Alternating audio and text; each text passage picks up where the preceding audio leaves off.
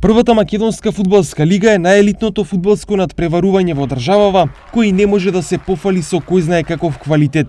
Досега првенството го сочинуваат 10 екипи, а така ќе продолжи да биде и понатаму, најмалку во следните 4 години.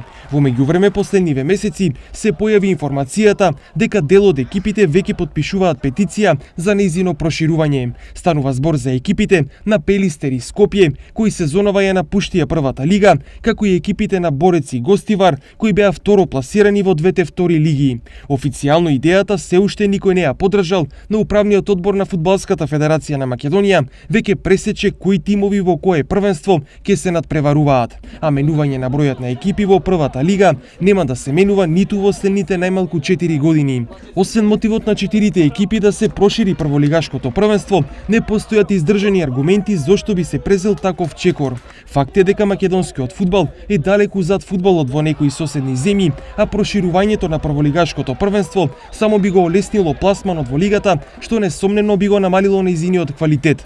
Токму од тие причини, од ФФМ дури не ја ни коментираат идејата воопшто да се зголемува бројот на екипи во било кое од домашните првенства.